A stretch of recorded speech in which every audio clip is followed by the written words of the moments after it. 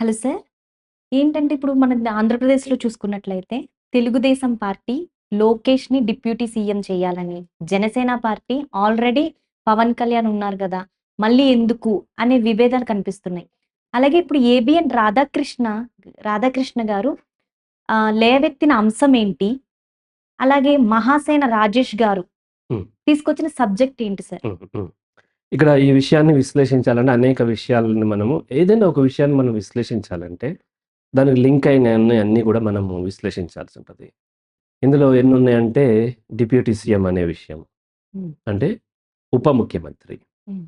ఆ తర్వాత రాజకీయాలు, హ్మ్. Media, political party.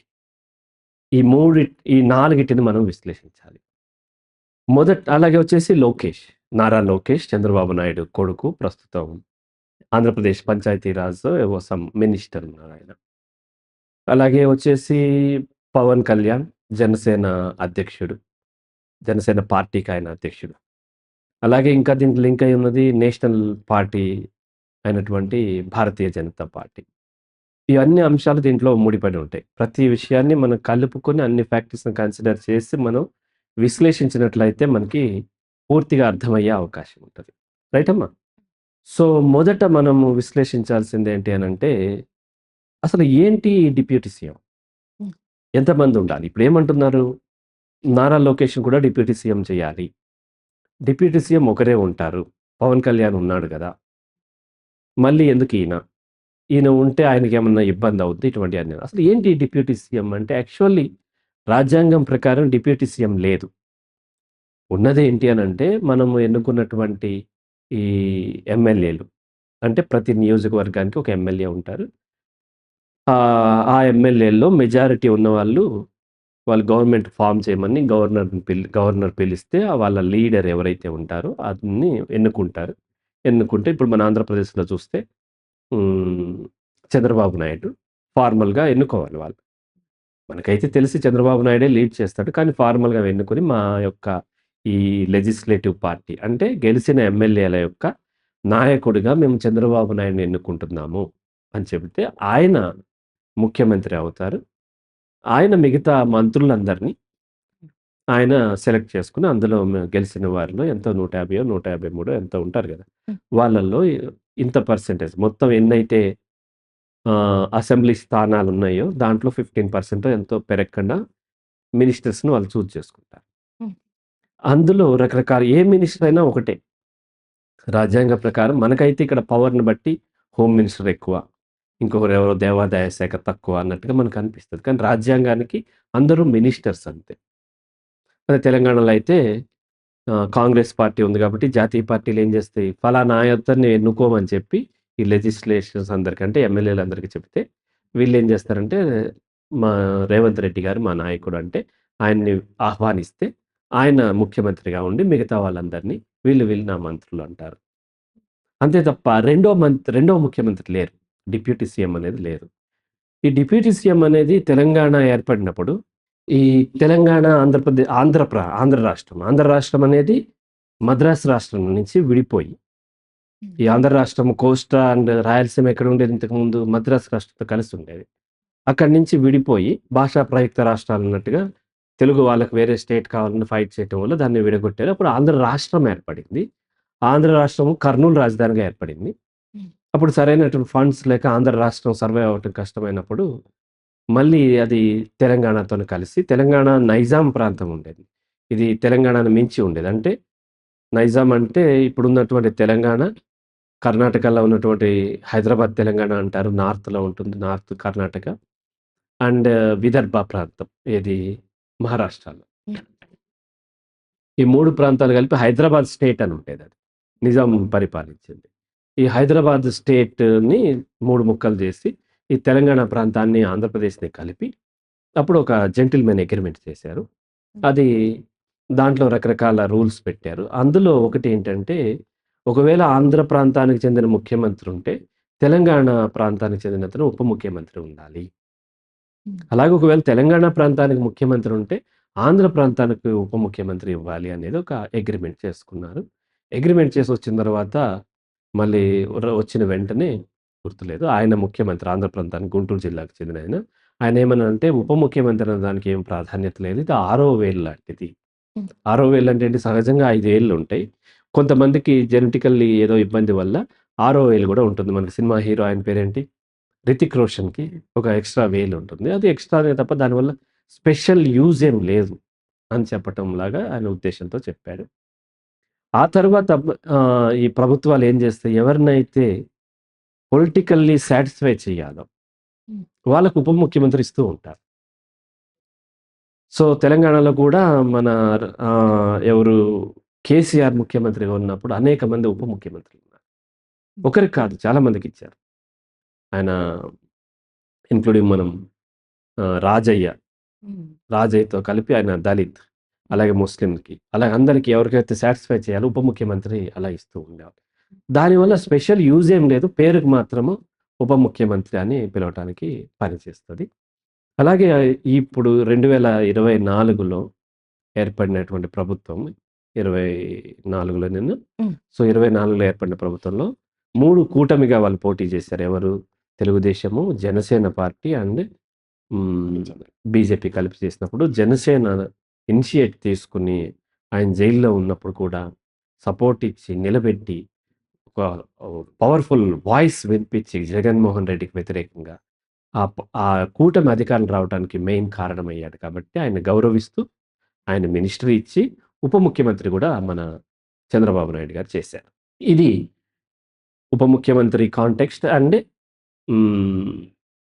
Pawan Kalyan ఉప ముఖ్యమంత్రి అవ్వటం గురించి. రాజకీయాలు చూసినట్లయితే రాజకీయ పార్టీ ప్రతి పార్టీ తాను అధికారంలోకి రావాలి. తమ నాయకుడే ముఖ్యమంత్రిగా ఉండాలని కోరుకుంటారు గదా! హ్మ్. ఏ పార్టీ కూడా తాను వద్దని అనుకోదు. ఒక్కొక్కసారి వెనక్కి తగ్గిన కారణం ఏంటంటే వాళ్ళకి సరైన మెజారిటీ లేదు. ఆ మెజారిటీ లేదు కాబట్టి ఏదో త్యాగం చేసినట్టుగా ఒక్కొక్కరు త్యాగాలు చేస్తూ ఉంటారు. ఆ క్రమంలో 2014లో అనుకుంటా. జనసేన పార్టీ ఆవిర్భవించినప్పుడు ఒక్క సీటు కూడా పోటీ చేయలేదు. బీజేపీ అండ్ తెలుగుదేశం పార్టీకి తన మద్దతిచ్చింది. తర్వాత 2019లో తను సెపరేట్ అయిపోయి తెలుగుదేశం అండ్ బీజేపీని వ్యతిరేకించి అండ్ తను పోటీ చేసి ఒకటే ఒక సీట్ గెలిసింది. పవన్ కళ్యాణ్ జనసేన పార్టీ అధ్యక్షుడు 2 చోట్ల ఓడిపోయాడు. అప్పుడు చాలా ఎక్కువ మెజారిటీతో జగన్మోహన్ రెడ్డి పార్టీ గెలిసింది. ఆ తర్వాత 2024 ఎలక్షన్స్‌లో వచ్చేసరికి మళ్ళీ వాళ్ళతో కూటమితో కలిసి 21 సీట్లేమో పోటీ చేసి 21 జనసేన పార్టీ గెలుచుకుంది. అంటే 100% స్ట్రైక్ రేట్. హ్మ్. అలాగే వచ్చేసి బీజేపీ కొన్ని అండ్ కొన్నేమో ఎక్కువ మెజారిటీ తెలుగుదేశం గెలిసింది. కానీ నిజంగా కూటమిలో ఉన్న పార్టీలన్నీ ఒక భావజాలంతో కలిసాయా అంటే అదేం లేదు. ఒక్కొక్కరిది ఒక భావజాలం. ఈ భావజాలాలు గూడా నిజంగా రాజకీయ పార్టీకి నిజమే ఉండాలి. అల్టిమేట్‌లీ ఒకటే భావజాలం ఏంటంటే అధికారంలోకి రావటం. చాలామంది అధికారంలో ఉన్నప్పుడు వాళ్ళకి అనుకూలంగా నిర్ణయాలు తీసుకొని, వాళ్ళ యొక్క పెట్టుబడిదారులకు బెనిఫిట్ అయ్యేలాంటి నిర్ణయాలు తీసుకొని మరింత సంపాదించుకోవటమే ఉంటది ఏ పార్టీ అయినా. ఒకరేమో మతాన్ని వాడుకుంటారు. ఒకరేమో ప్రాంతాన్ని వాడుకుంటారు. ఒకరేమో కులాన్ని వాడుకుంటారు. అక్కడ ఉన్నటువంటి రాష్ట్రము, దేశంలో ఉన్న పరిస్థితులను బట్టి వాళ్ళు ఉంటూ ఉంటారు. అల్టిమేట్‌గా రాజకీయ పార్టీల యొక్క ఉద్దేశ్యం వాళ్ళు అధికారంలోకి రావటం. మరెందుకు కూటమిగా ఏర్పడి త్యాగం జేస్తున్నారంటే వాళ్ళకి ఆ అవకాశం లేదు కాబట్టి. ఇప్పుడు బీజేపీ పార్టీ ఎందుకు తెలుగుదేశం సపోర్ట్ చేసింది? తనే పోటీ చేస్తే అవి గూడా రావు. కాబట్టి హ్మ్. కలిసి సపోర్ట్ చేసి మెల్లగా తను ఎదగాలని కోరుకుంటాడు. అంతేగాని బీజేపీ పార్టీ తెలుగుదేశం చక్కగా ఎదగాలి అని కోరుకోదు గదా! అలాగే జనసేన పార్టీ కూడా తను ఎదగాలనే క్రమంలోనే ఇట్లాంటి స్ట్రాటజీస్ చేస్తూ ఉంటుంది. తెలుగుదేశం గూడా అంతే. తను గెలవలేను అనుకున్నప్పుడు వేరే వాళ్ళతోని పొత్తులోకి వెళ్తూ ఉంటారు. కొన్నిసార్లు కమ్యూనిస్ట్‌తోను ఉన్నారు. కొన్నిసార్లు జనసేనతో ఉన్నారు. బీజేపీతో ఉన్నారు. రకరకాలుగా ఉంటూ ఉంటారు. ఎంఐఎం పార్టీతో గూడా పొత్తులు పెట్టుకున్నటువంటి రోజులున్నాయి. సో, కాబట్టి రాజకీయాల్లో ప్రతి ఒక్కరు వాళ్ళు రావాలని చూస్తూ ఉంటారు. కాబట్టి జనసేన పార్టీ ఇప్పుడు లేకపోయినా భవిష్యత్తులో అయినా తమ పార్టీ అధికారంలోకి రావాలి. దాని పార్టీ అధ్యక్షుడైనటువంటి పవన్ కళ్యాణే ముఖ్యమంత్రి అవ్వాలని కోరుకుంటారు. అండ్ ఆ పార్టీకి సంబంధించినటువంటి సామాజిక వర్గం, కాపు సామాజిక వర్గం గూడా వాళ్ళకి సపోర్ట్ ఇచ్చేది. వాళ్ళు అధికారంలోకి రావాలని. ఆ ప్రయత్నం 2009లో అనుకుంటా ప్రజారాజ్యంతో చేశారు. కానీ చిరంజీవికి మంచి ఓట్లొచ్చినప్పటికి సీట్లు చాలా తక్కువొచ్చినాయి. అధికారంలోకొచ్చేంత రాలేదు. ఆ తర్వాత కాంగ్రెస్‌లో విలీనం చేసిన తర్వాత జనసేన పార్టీ ఏర్పడిన తర్వాత మొదటిసారి తెలుగుదేశం సపోర్ట్ ఇచ్చారు. ఆ తర్వాతసారి మళ్ళీ అధికారంలోకి వస్తామనుకుని ఒంటరిగా పోటీ చేశారు గానీ రాలేకపోయారు. కాబట్టి మళ్ళీ కూటమిలోకొచ్చారు. వచ్చిన తర్వాత మరి అలాగే ఉండిపోతారా? ఎప్పుడు నంబర్ 2 గాను, 3 గాను ఉంటారా అంటే ఉండరు కదా! వాళ్ళు మళ్ళీ రావాలనే ఉంటది కాబట్టి, ఇప్పుడు జగన్మోహన్ రెడ్డిని పక్కన పెట్టండి. అతను ఓడిపోయాడు కాబట్టి పక్కన పెట్టండి. ఇక్కడున్న పార్టీల్లో తెలుగుదేశం బాగా చేస్తుంది, బాగా చేస్తుందని చెబుతూనే ఇండైరెక్ట్‌గా మళ్ళీ ప్రజలకు తెలుగుదేశం కంటే మేము ఇంకా బాగా చేస్తామనేది కమ్యూనికేట్ చేయాలి కాబట్టి, ఈ డిప్యూటీ సీఎంగా ఉన్నటువంటి పవన్ కళ్యాణ్ కొంచెం డైనమిక్‌గా వ్యవహరించడం మొదలుపెట్టారు. స్టేట్మెంట్స్ చేయటము, కాంట్రోవర్షియల్ స్టేట్మెంట్స్ చేయటము, పబ్లిక్‌గా చేసేయటము. అమ్మాయి హోమ్ మినిస్టర్ ఉంటే నేనే హోమ్ మినిస్టర్ అయితే నేను ఇట్లా చేస్తాను, అట్లా చేస్తాను అని చెప్పటం. అంటే ఇండైరెక్ట్‌లీ ప్రజలకు తెలుగుదేశం పట్ల కంటే మేము ఇంకా బాగా చేస్తాము. మేము అనుకున్నంత మేము మద్దతిచ్చిన పార్టీ చేయట్లేదు అనేది ఇండైరెక్ట్ కమ్యూనికేట్ చేస్తూనే మళ్ళీ రాజకీయంగా 15 సంవత్సరాలైన చంద్రబాబు నాయుడు గారే ముఖ్యమంత్రి ఉండాలనేది ఆ స్టేట్మెంట్ చేస్తూ ఉంటారు. ఇవే రాజకీయాలు ఇలాగే ఉంటాయి. రైట్? అలాగే సీజ్ ద షిప్ అన్నారు. రకరకాలుగా వచ్చి సనాతన సభ పెట్టారు. ప్రతి దాన్ని దొరికిన దాన్ని తను సినిమా యాక్టర్ కాబట్టి తను ఉద్రేకంగా మాట్లాడటము, ప్రజల్ని అట్రాక్ట్ చేసుకోవటము ఇవన్నీ తనకు బాగా తెలుసు కాబట్టి చేస్తున్నాడు. ఆ క్రమంలో తెలుగుదేశం డిఫెన్స్‌లో పడుతూ ఉంది. ప్రజల్లో తెలుగుదేశంకి తక్కువ హ్మ్, అంటే మైలేజ్ వస్తూ ఉంది. ఈవెన్ దో వీళ్ళందరూ చేస్తున్నప్పుడు. బీజేపీ తన ప్రయత్నం తను చేస్తూ ఉంటది. బీజేపీ సొంతంగా చేయలేదు కాబట్టి బీజేపీ జనసేనకు సపోర్ట్ ఇచ్చి, జనసేన చేసే ప్రతి పనికి వాళ్ళు సపోర్ట్ ఇస్తూ ఉంటారు. ఇది జరుగుతూ ఉన్నది. హ్మ్. ఇక్కడ మనకు రాజకీయాలు అర్థమైనయి. తర్వాత ఇంకో అర్థం కావాల్సింది వారసత్వపు రాజకీయాలు. హ్మ్. డెమోక్రటిక్ కంట్రీలో ప్రజాస్వామ్యంలో వారసత్వాలకు అసలు ఏమాత్రం విలువ లేదు. కానీ నిజానికి ప్రతి ఒక్కరు తమ వారసులే తమ తరువాత అధికారంలోకి రావాలని కోరుకుంటారు. ఇండియాకి ఎప్పుడైతే మనకి స్వతంత్రం వచ్చిందో అప్పటి నుంచి జాతీయ పార్టీ అయినటువంటి కాంగ్రెస్‌లో మనం చూస్తూనే ఉన్నాము. జవహర్‌లాల్ నెహ్రూ తర్వాత ఇందిరాగాంధీ. వాళ్ళకి టాలెంట్ ఉందా లేదా సెకండరీ ఫస్ట్. ఇందిరాగాంధీ వచ్చింది. ఇందిరాగాంధీ తర్వాత రాజీవ్ గాంధీ వచ్చారు. రాజీవ్ గాంధీ తర్వాత సోనియా గాంధీకేమో ఆమె నేషనాలిటీ ఏదైతే ఉందో అది ఇబ్బంది అవ్వటం వలన తర్వాత రాహుల్ గాంధీ అని మనం అనుకుంటున్నాం. ఇక ప్రాంతీయ పార్టీలైతే ఇంకా ఎక్కువ వారసత్వం ఉంటాయి. మనం తమిళనాడులో చూస్తున్నాము. కరుణానిధి తర్వాత స్టాలిన్ వచ్చారు. స్టాలిన్ తర్వాత ఉదయనిధి స్టాలిన్ ఇలా వరుస చూస్తున్నాం. కర్ణాటకలో చూసాము దేవేగౌడ. తర్వాత ఆయన కొడుకొచ్చాడు. అలాగే ఒరిస్సాలో చూసాము. హ్మ్. బిజు పట్నాయక్ తర్వాత నవీన్ పట్నాయక్ వచ్చాడు. ఎన్టీ రామారావు తర్వాత చంద్రబాబు నాయుడు. ఇక్కడ కొంచెం కాంట్రోవర్సీ ఉంది. కొడుకులకి ఇద్దామని తను అనుకున్నా సరే, తను అల్లుడుకు వచ్చాడు. అలాగే శివసేనలో బాల్ ఠాకరే తర్వాత ఉద్ధవ్ ఠాకరే లేకపోతే ఇంకొక ఆయన పేరేదో ఉంటదాయన.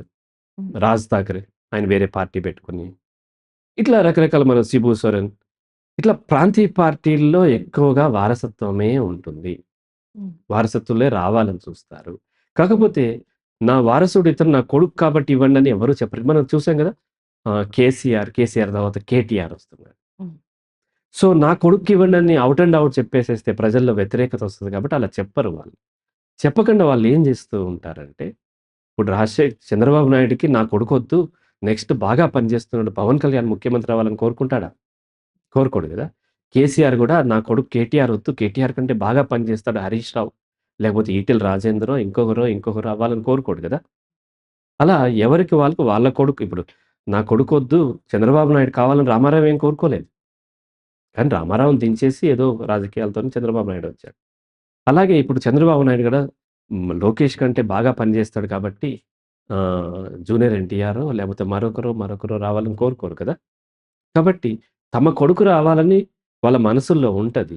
దాన్ని డైరెక్ట్‌గా చెప్పరు. చెబితే ప్రజల్లో వ్యతిరేకత వస్తది. ఎందుకంటే వీళ్ళు గూడా స్లోగా ఎమర్జ్ అవుతారు. అందరిలో పుట్టుకతోనే టాలెంట్ ఉండదు. రెండవ జనరేషన్‌లో ఏమైతదంటే ఆల్రెడీ పుట్టేసరికి వాళ్ళ పేరెంట్స్ ఏదో అధికారంలో ఉంటారు కాబట్టి, వీళ్ళకి అంతగా కష్టపడాల్సిన అవసరం లేదు కాబట్టి టాలెంట్ రాదు. తక్కువుంటది. ఉన్నా వాళ్ళు కింద నుంచి రాలేదు కాబట్టి, ఒక విధమైన అహంకారంతో ఉంటది. మనం కేసీఆర్‌ని, కేటీఆర్‌ని చూస్తే తేడా తెలుస్తుంది. అలాగే రాజశేఖర్ రెడ్డిని, జగన్మోహన్ రెడ్డిని చూసినప్పుడు కొంచెం మనకి తేడా కనిపిస్తూ ఉంటుంది. అలా మనము ఈ రెండవ తరం, మూడవ తరం నాయకులు అంత బలంగా ఎమర్జ్ అయ్యే అవకాశాలు తక్కువుంటాయి. కాబట్టి వాళ్ళేం చేస్తారు ఇది పేరెంట్స్ తండ్రిగా ప్రతి తండ్రికి, ప్రతి తల్లికి తన బిడ్డ తనకు ముద్దు కదా! తన బిడ్డ టాలెంట్ అనే ఫీల్ అవుతూ ఉంటారు. అయినా సరే చాలా జాగ్రత్తగా వీళ్ళు స్ట్రాటజీస్ ప్లాన్ చేస్తూ వాళ్ళని ముందుకు తెచ్చే ప్రయత్నం చేస్తూ ఉంటారు. ఆ ప్రయత్నంలో ఇట్లాంటి చిల్లర రాజకీయాలు కొన్ని ఉంటాయి. రాజకీయాలే చిల్లరవి ఫస్ట్. బట్ రాజకీయాలన్నీ చిల్లరవే. కానీ ఇంకా చిల్లర రాజకీయాలు కొన్ని ఉంటాయి. అది ఏంటి అనంటే తమ అనునాయులు ఏదో అంటారు కదా! తమ వర్గం ఏవైతే ఉంటదో అందులో కింది నుంచి తమ కొడుకు నాయకత్వం కోరుకుంటున్నట్టుగా క్రియేట్ చేస్తూ ఉంటారు. రాజశేఖర్ రెడ్డి జగన్‌ని కోరుకుంటున్నట్టుగా రాజశేఖర్ రెడ్డి అంటే సడెన్‌లీ చనిపోయారు. ఆయన ఉన్నట్లయితే కొడుకుని ప్రమోట్ చేయాలంటే నా కొడుకు ముఖ్యమంత్రి అవుతాడు టాలెంట్ అని రాజశేఖర్ రెడ్డి చెప్పేవాడు కాదు. కిందున్నటువంటి ఎవరో నాయకుడు జగన్మోహన్ రెడ్డి మా నాయకుడు. ఈయన ఇంత చేశాడు, అంత చేశాడని చెప్పేసి ఈవెన్ మనం కేసీఆర్ టైంలో కూడా చూసాం. కేటీఆర్ ముఖ్యమంత్రి అవ్వాలని ఆయన శ్రీనివాస్ యాదవ్ కానీ ఇటువంటి వాళ్ళందరూ స్టేట్మెంట్స్ పబ్లిక్‌గా ఇచ్చారు. ఇది ఇలా పబ్లిక్‌గా ఇవ్వొద్దని ఆయన చెప్పడు. ఇండైరెక్ట్‌గా ఇవ్వమనే చెప్తారు. ఇవ్వమని పబ్లిక్‌గా చెప్పరు మళ్ళీ. అలాగే ఇక్కడ చిల్లర రాజకీయాలు చేస్తూ ఉంటారు. ఆ క్రమంలో తన కొడుకు లేదా తన పార్టీ వెనకబడిపోతున్నప్పుడు, ఇప్పుడు దాన్ని ఈక్వల్ చేస్తూ కానీ లేదంటే డామినేట్ చేయాలి కాబట్టి ఇండైరెక్ట్‌గా ఆ పార్టీ వాళ్ళతోని చెప్పిస్తూ ఉంటారు. ఇవన్నీ తెలిసే జరుగుతాయి. పైకి తెలియనట్టుగా నటిస్తారు. సో, ఇప్పుడు ఏంటి అనంటే డిప్యూటీ సీఎంగా ఆయన బాగా హ్మ్, డైనమిక్‌గా పనిచేయటం ఎవరు? పవన్ కళ్యాణ్. పని చేసినప్పుడు ఇక్కడ ఈయన యొక్క మైలేజ్ తగ్గిపోతుంది. నెక్స్ట్ తెలుగుదేశంలో నెక్స్ట్ వచ్చే లీడర్ ఎవరు? లోకేష్ రావాలి. ఇతను తగ్గిపోతుంది కాబట్టి ఇతన్ని ఈక్వల్ చేయాలి అంటే ఇతన్ని ఏదో ఒక క్రమంలో అతన్ని ఈక్వల్ చేయటము, డామినేట్ చేసేలాగా చేయాలి కాబట్టి వాళ్ళ అగ్రీమెంట్ ప్రకారం పవన్ కళ్యాణ్‌ని తన కృషిని గౌరవిస్తూ డిప్యూటీ సీఎం ఇచ్చారు. ఇప్పుడు దాన్ని పక్కన పెట్టేసేసి ఇద్దరిని ఈక్వల్ చేస్తానికి లేదు. ఇంకొకరిని తెచ్చినా సరే చంద్రబాబు నాయుడుకి చెడ్డ పేరొస్తది. వాళ్ళ మధ్య ఉన్నటువంటి అండర్‌స్టాండింగ్ ఏదైతే ఉందో జనసేన పార్టీకి దీనికి ఉన్న అండర్‌స్టాండింగ్ దెబ్బతినే అవకాశం ఉంది కాబట్టి, ఇలా తన వర్గానికి సంబంధించిన మీడియా ప్రతినిధులను కానీ, లేకపోతే కింది స్థాయి కార్యకర్తల నుంచి, నాయకుల నుంచి ఈ ప్రపోజల్ తెప్పిస్తా ఉంటారు. అది అందరికి అంతే జరుగుతది. ఇక్కడనే కాదు తమిళనాడులో అయినా అంతే జరుగుతది. ఈవెన్ జవహర్‌లాల్ నెహ్రూ తర్వాత ఇందిరాగాంధీకి కూడా అట్లాగే వచ్చుంటది. ఇప్పుడు మనం లేం కాబట్టి మనకు తెలిసి ఉండకపోవచ్చు. అలాగే ఎవరో ఒకళ్ళు అంటూ ఉంటారు. ఇప్పుడు కూడా రాహుల్ గాంధీ ఇప్పుడు మన్మోహన్ సింగ్ ప్రధానిగా ఉన్నప్పుడు చాలామంది రాహుల్ గాంధీని ప్రధాని చేయాలి, ప్రధాని చేయాలి అని చెప్పి అన్నారు. అట్లాగే లాస్ట్ టైమే కేటీఆర్‌ని ముఖ్యమంత్రిని చేయాలని చాలామంది అన్నారు. ఇవన్నీ ఆ లీడర్‌కి తెలియవా? తెలుసు. తెలిసి కూడా ముసి ముసిగా నవ్వుకుంటూ వాళ్ళు సైలెన్స్ వహిస్తూ ఉంటారు. ఎందుకంటే వాళ్ళకి కావాల్సింది వాళ్ళు చేసేది ఒకటే. చేయమని చేపిచ్చేది కూడా వాళ్ళే. వాళ్ళు వద్దంటే ఎవరు చేయరు. హ్మ్. మన భ్రమలు ఇవన్నీ. రా మహాసేనకు సంబంధించిన రాజేష్ చేశాడని, లేకపోతేనేమో ఆయన కడప శ్రీనివాసరెడ్డి చేశారనో, లేకపోతే సోమిరెడ్డి చంద్రశేఖర్ రెడ్డి చేశారో, లేకపోతే పిఠాపురం సంబంధించిన వర్మ అనే ఆయన చేశారా అనేది వాళ్ళ కోరిక అనుకునేది మన అమాయకత్వం. ఇప్పుడు సినిమాల్ని ట్రోల్ చేస్తూ ఉంటారు ఫ్యాన్స్ కదా! ఈ ఫ్యాన్స్ మాత్రమే చేస్తున్నారు. హీరోకి ఏమీ తెలియదనుకోవటం మన అమాయకత్వం. హీరోకి తెలుసు. కానీ తనకి ఇబ్బంది లేనంత వరకు ట్రోల్స్ నడవనిమ్మంటాడు. తన సినిమా వచ్చేసరికి మళ్ళీ ప్లే చేస్తూ ఉంటారు. సేమ్ అలాగే ఇక్కడ కూడా ఆ నాయకుడికి తెలుసు. మొదట రాజేష్, అంతకుముందు ఏబీఎన్ ఇండైరెక్ట్‌గా ఏబీఎన్ రాధాకృష్ణ, అలాగే వచ్చేసి రాజేష్, అలాగే వచ్చేసి హ్మ్, ఆయన శ్రీనివాసరెడ్డి కానీ, ఆయన శ్రీనివాసరెడ్డి డైరెక్ట్‌గా చంద్రబాబు నాయుడు ఉన్నప్పుడే చెప్పారు. చంద్రబాబు నాయుడు దాన్ని అలా అనొద్దు అని అనలేదు. కామ్‌గా ఉన్నారు. ముసిముసిగా నవ్వుకుంటూ. దాని అర్థం ఏంటి? దానికి ఈయన అంగీకరిస్తున్నాడని. ఆ తర్వాత ఆయన చంద్రశేఖర్ రెడ్డి, ఆ తర్వాత వచ్చేసి వర్మ గారు ఇంకా ఇంకా వస్తారు. ఇంకా అడుగుతూనే ఉంటారు. ఇదంతా అయిన తర్వాత ఏం చేస్తారు అనంటే వీళ్ళ కార్యకర్తల డిమాండ్ కోసం చేస్తున్నామని ఏదో ఒక అడ్జస్ట్‌మెంట్ చేసి ఆయన్ని ఈక్వల్‌గా కూర్చోబెట్టే ప్రయత్నం చేస్తారు. అయితే వారసత్వం అర్హత కాకూడదు. హ్మ్. వారసుడు తన ముఖ్యమంత్రి కొడుకు కాబట్టి ముఖ్యమంత్రి అయ్యే అర్హత కాకూడదు. ఎలా కాకూడదో, అలాగే వారసత్వం అనర్హత కూడా కాదు. హ్మ్. తన వారసుడు కాబట్టి ఎంత టాలెంట్ ఉన్నా, ఎంత ప్రజాదరణ ఉన్నా అతనికి ఇవ్వకూడదు అనేది కూడా తప్పు. హ్మ్. తన అవసరాన్ని బట్టి తన యొక్క ఇంపార్టెన్స్‌ని బట్టి తను పొందుతూ ఉంటారు. ఇప్పుడు రామారావు వారసులు చాలామంది ఉన్నారు. హరికృష్ణ చాలా పోటీ పడ్డాడు. విడిపోయి వేరే పార్టీ పెట్టారు. కానీ ఆయన విన్ అవ్వలేకపోయారు. అలాగే దగ్గుపాటి ఆయన గూడా పెట్టారు. ఇంకొక చంద్రబాబు నాయుడు తోడలు దగ్గుపాటి వెంకటేశ్వరరావు గారు. హ్మ్. ఆయన గూడా పోటీ పడ్డారు. లాస్ట్‌కి చంద్రబాబు నాయుడు ఒకడే నిలబడగలిగారు. అలాగే వారసులు వచ్చినంత మాత్రాన అందరూ నిలబడలేకపోవచ్చు. సో, ఇక్కడ ర్ వీళ్ళ వాదన ఏంటి అనంటే లోకేష్‌కి అర్హుడు. లోకేష్‌కి ఎందుకు ఇవ్వకూడదు అనేది. అది కూడా నిజమే. వాలిడ్ వాదన. అతను పని చేశాడు. అతను అంటే చాలా అతని మీద ట్రోలింగ్ జరిగింది. పప్పు అన్నారు. మన 'రామ్ గోపాల్ వర్మ' చాలా సినిమాలు తీశారు. అయినప్పటికీ చాలా ఆయన నిలబడి ఆయన పాదయాత్ర చేశాడు. సరే ప్రొనౌన్సియేషన్‌లో ప్రాబ్లమ్ ఉండి తప్పుగా మాట్లాడటం, ఒక్కొక్కసారి రాంగ్‌గా మాట్లాడటం ఇవి జరుగుతూ ఉన్నాయి. దాని మీద విపరీతంగా సాక్షి పేపర్‌లో గాని, సాక్షి టీవీలో గాని ట్రోల్ చేశారు. అయినప్పటికీ తను నిలబడి కొంత ప్రయాణం చేశాడు. దానికి తోడు పవన్ కళ్యాణ్ హెల్ప్ గూడా జరగటము. అండ్ జగన్మోహన్ రెడ్డి మీద ఉన్నటువంటి వ్యతిరేకతతోనూ ఎట్లాగైతే గెలిసింది. కాబట్టి వాళ్ళు చేసే వాదనని మనం కొట్టిపడేయటానికి లేదు. లోకేష్ కూడా అర్హుడే. అంటే లోకేష్‌నే చేయాలని తెలుగుదేశం వాళ్ళు కోరుకుంటారు తప్ప, లోకేష్ కంటే బాగా పని చేస్తాడు. పవన్ కళ్యాణ్‌ని చేయమనో, లేకపోతే బీజేపీలో ఎవరినో లీడర్ చేయమని తెలుగుదేశం వాళ్ళు కోరుకోరు కదా! కాబట్టి వాళ్ళు ఆ డిమాండ్ చేస్తారు. వీళ్ళు గూడా చక్కగా ముసిముసిగా నవ్వుకొని తీసుకొచ్చి ఆయన్ని నిలబెడతారు. నిలబెట్టిన తర్వాత మళ్ళీ కాన్ఫ్లిక్ట్స్ ఏంటో అప్పుడు చూడాల్సుంటది. జనసేనకి ఏముంటది, జనసేన వర్గం వాళ్ళు ఏం చెప్తున్నారు?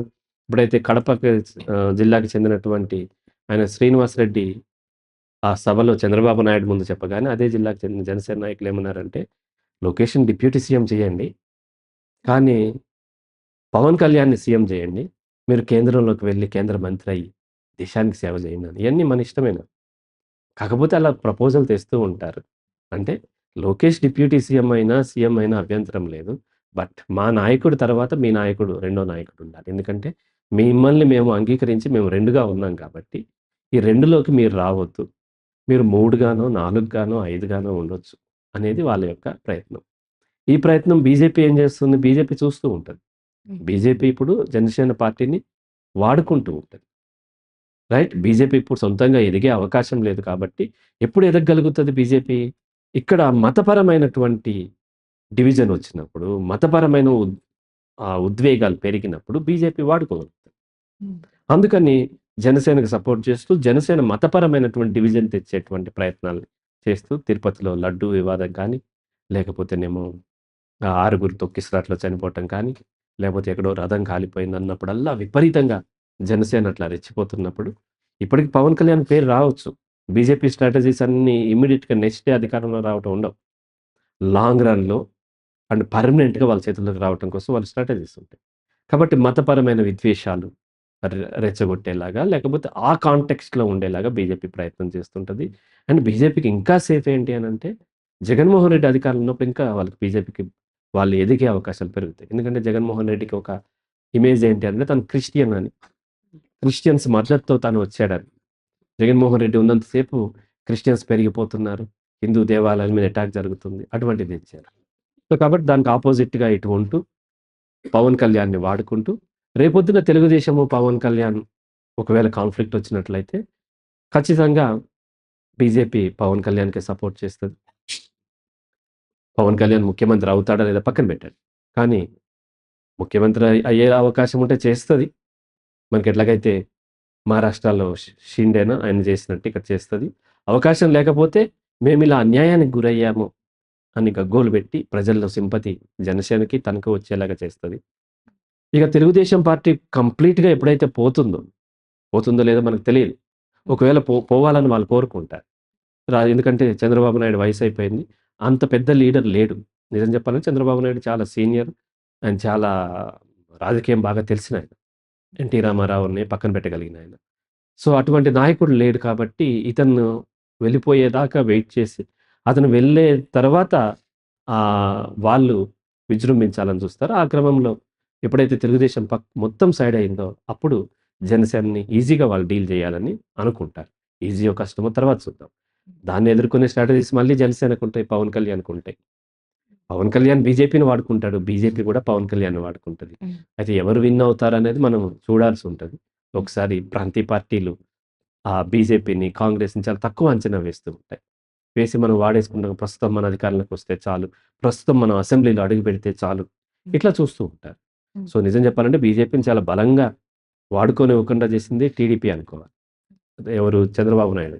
ఇప్పుడు 2 సార్లో, 3 సార్లో బీజేపీని వాడుకోగలిగింది. బీజేపీ కూడా ఎందుకు వెయిట్ చేస్తుందంటే, చంద్రబాబు నాయుడు లాంటి నాయకుడు వయసయిపోయింది కాబట్టి, తర్వాత పక్కకు తోసేసేస్తే మెల్లగా ఆ పార్టీని మింగేయటం అంటే కొనుక్కోవద్దు. ఆ పార్టీని నలిఫై చేసి, ఆ ప్లేస్‌లోకి వచ్చేస్తుంది. ఎప్పుడైతే అక్కడ స్పేస్ ఏర్పడుతదో, వాక్యూమ్ ఏర్పడుతదో, ఆ స్పేస్‌ని తను రీప్లేస్ చేయాలని చూస్తది. ఈ క్రమంలో ఎవరి స్ట్రాటజీస్ వాళ్ళకున్నాయి. రాజకీయాలు ఇలాగే ఉంటాయి. రాజకీయాల్లో అన్నీ గూడా ఈ చిల్లర ఎత్తుగడలు ఉంటాయి. స్ట్రెయిట్‌గా ఏమీ ఉండదు. వీళ్ళకెవ్వరికీ ప్రజలు, అభివృద్ధి ఇవన్నీ కూడా అనవసరం. వాళ్ళకి కావాల్సింది వాళ్ళ కులం పార్టీ, లేదంటే వాళ్ళ పార్టీ, లేదంటే వాళ్ళ పెట్టుబడిదారులకు లాభాలొచ్చే డెసిషన్స్ తీసుకునేటువంటి పార్టీ రావాలని కోరుకుంటారు తప్ప, ఎవరు కూడా ఫెయిర్ రాజకీయాలు చేయరు. అందరివి చిల్లర రాజకీయాలే ఉంటాయి. హ్మ్. ఇప్పుడు ఆంధ్రప్రదేశ్‌లో చూసుకున్నట్లయితే, ఈ కూటమి ప్రభుత్వం విన్ అయింది కూడా జనసేన పార్టీ వల్లే అని చాలామంది అనుకుంటారు. అవును కూడా. హ్మ్. సో, ఇప్పుడు ఇది డిప్యూటీ పదవి అంత కాదు. ఇప్పటివరకు మనం తెలంగాణలో కూడా హ్మ్. చూసుకున్నట్లయితే డిప్యూటీ చాలా మందికిచ్చారు. కానీ అది ఎవరికీ తెలీదు. ఎవరెవరికిచ్చారో కూడా అది పెద్ద పబ్లిసిటీ అవ్వలేదు. కానీ ఇక్కడ ఆంధ్రప్రదేశ్‌లో ఏం జరిగిందంటే పవన్ కళ్యాణ్ రావడం వల్ల ఆయన కొన్ని సాక్రిఫైస్‌లు చేశారు. దీనివల్ల ఆయనకి మంచి గుడ్ విల్ వచ్చింది అని అంటున్నారు. మరి ఇది ఉన్నప్పుడు నా ఎవరు లోకేష్‌కి ఆల్మోస్ట్ మీరన్నట్టు వారసత్వంగా సీఎంఏ చెయ్యొచ్చు. ఇలా చిన్నదానికి పోటీ పడాల్సిన అవసరం లేదు. ఇప్పుడు కూటమిలో ఒక విభేదం రావడానికి గూడా ఇది కారణం అవుతుంది కదా! రైట్. ఇప్పుడు మీరేమన్నారంటే, పవన్ కళ్యాణ్ వల్ల, జనసేన పార్టీ వల్ల గెలిసింది అవును కూడా అన్నారు. హ్మ్. ఎట్లా అవునంటాం? తెలుగుదేశం వాళ్ళ ఆర్గ్యుమెంట్ ఏంటంటే, జనసేన పార్టీకి 21 సీట్లు తెలుగుదేశం వల్ల వచ్చినాయంట. హ్మ్. తెలుగుదేశం లేకపోతే వాళ్ళకి ఒక్క సీటే వచ్చింది. ఆయన 2 చోట్ల ఓడిపోయాడు. పిఠాపురంలో ఆయన సాక్రిఫై చేయకపోతే అసలు పవన్ కళ్యాణ్ గెలిసేవాడు కాదంటారు. వాళ్ళ ఆర్గ్యుమెంట్. హ్మ్. ఎవరికి వాళ్ళకి వాళ్ళ ఆర్గ్యుమెంట్ కరెక్ట్ అనిపిస్తూ ఉంటది. ఇవన్నీ కాదు బీజేపీ లేకపోతే ఈ 2 కూడా గెలిసేవి కావని బీజేపీ వాళ్ళంటారు. మేమున్నాం కాబట్టి మీకు ఫండింగ్ దొరికింది. ఎందుకంటే కేంద్రంలో మేమున్నాం. హ్మ్. మేమే మీకు సైట్ లేకపోతే ఫండింగ్ చేసేవాళ్ళు కూడా ఎవరు చేయరు. ఈడీలు ఇంకా ఉన్నాయి కదా! మన సిబిఐయా? సిబిఐ, ఈడీలు దాడి చేస్తేనే ఎవరు రారు. వాళ్ళు సపోర్ట్ చేశారు కాబట్టి ఫండింగ్ వచ్చింది కాబట్టి మీరు చేశారని చెప్పి వాళ్ళ కార్యకర్తలంటారు. హ్మ్. ఇప్పుడు కూటమిగా గెలిసినంత మాత్రం లాస్ట్ టైమ్ కూడా అంతే అయింది. హ్మ్. లాస్ట్ టైమ్ కూడా కూటమిగానే గెలిసారు. ఎప్పుడు 2014లో. హ్మ్. అప్పుడు కూడా జనసేన ఏమైంది మా వల్లే గెలిసింది. హ్మ్. సరే తెలుగుదేశం ఏముంటది మీరు లేకపోయినా మేము గెలిసేవాళ్ళం. ఎందుకంటే మీది 20 మీకసలు సీట్లు లేవు. మాకిన్ని సీట్లొచ్చినాయి కదా! అంటారు. ఇప్పుడు గూడా అంతే అంట. కాబట్టి ఇవి ఎవరి వల్ల ఎవరు గెలిసారు అనేది లాజికల్లీ చెప్పలేము. హ్మ్. అలాగే టెక్నికల్లీ కూడా సాధ్యపడదు. ఇది ఇంతే ఇలా ఉంది. అందరూ కలిసి గెలిసారు. ఎవరి వల్ల ఎవరు ముగ్గురు కలిసి గెలిసారంతే. ఈ హ్మ్. ముగ్గురు విడివిడిగా పోటీ చేస్తే గెలిచేవారా అంటే చెప్పలేము. గెలిచేవారు కూడా కావచ్చు. లేదా ముగ్గురు విడివిడిగా పోటీ చేస్తే మొత్తం జనసేనకి అన్నీ వచ్చాయేమో. హ్మ్. లేదా బీజేపీకే వచ్చాయేమో అన్నీ. తెలుగుదేశంకి వచ్చాయేమో. లేకపోతే ముగ్గురు ఓడిపోయి ఆయనైనా గెలిసేవాడు. ఎవరు? జగన్మోహన్ రెడ్డి గెలిసుండొచ్చు కదా! హ్మ్. కాబట్టి ఇలా మా వల్ల గెలిసారు అనేది కేవలం ఆ క్రెడిట్ తీసుకోవటం కోసం క్లెయిమ్ చేస్తుంటారు తప్ప టెక్నికల్లీ అది వాలిడ్ కాదు. హ్మ్. సో, కాబట్టి ఎవరి వల్ల ఎవరు గెలవలేదు. అందరూ కలిసి గెలిసారు కాబట్టి ఎవరి ప్రాధాన్యత వాళ్ళకివ్వటమే. విభేదాలు రానంత వరకు బాగానే ఉంటాయి. విభేదాలొస్తాయంటే డెఫినెట్‌లీ వస్తాయి. వచ్చినా చేసేదేం ఉండదు. వాళ్ళు సేఫ్ ఉన్నంత సేపు విభేదాలు తెచ్చుకోరు. ఇప్పుడు 2014లో తెలుగుదేశం పార్టీ ఎన్‌డీఏలో ఉంది. మా వల్ల గెలిసింది అని బీజేపీని వీళ్ళు బెదిరిస్తే బయటకు పొమ్మంటారు.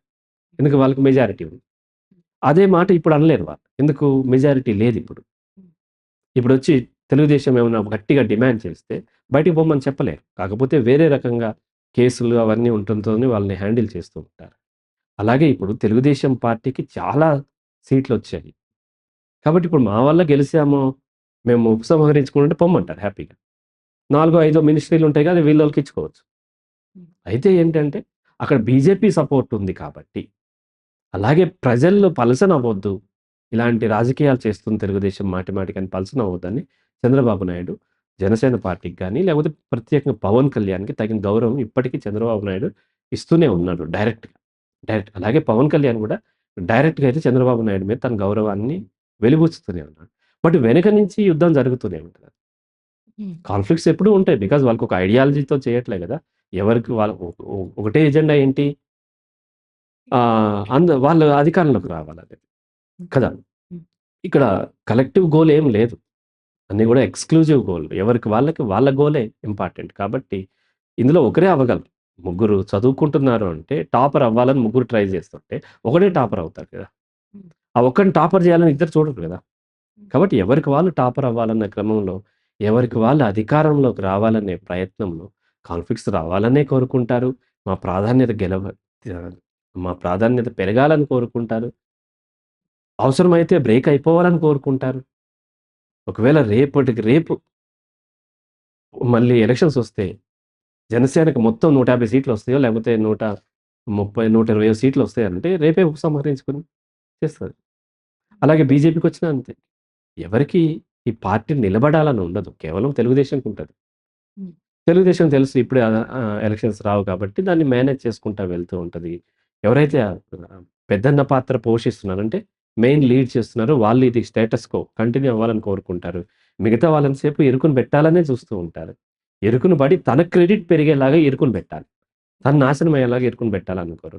కాబట్టి ఎవరి వల్లో ఎవరు గెలిచారు అనేది వాళ్ళు అనుకోవటమే తప్ప టెక్నికల్లీ, లాజికల్లీ అది వాలిడ్ అవ్వదు. ఓకే. ఇప్పుడు ఇప్పుడు చూసుకున్నట్లయితే సార్, ఈ కూటమి ప్రభుత్వంలో ఇలా గొడవలు జరుగుతున్నాయి. ఇప్పుడు డిప్యూటీ సీఎం చెయ్యాలి అని జనసేన పార్టీ, ఇటువైపు టీడీపీ పార్టీ ఒకరికొకరు అనుకుంటున్నారు. అనుకున్న నేపథ్యంలో ఇక్కడ థర్డ్ వైసీపీ వైసీపీ ప్రభుత్వం ఏదైతే ఉందో, హ్మ్. దానికి గొడవల పైన ఒక ప్లస్ పాయింట్ అవుతుందంటారా? ఖచ్చితంగా అవుతది. ఈ గొడవలవ్వాలి, కొట్టుకోవాలి.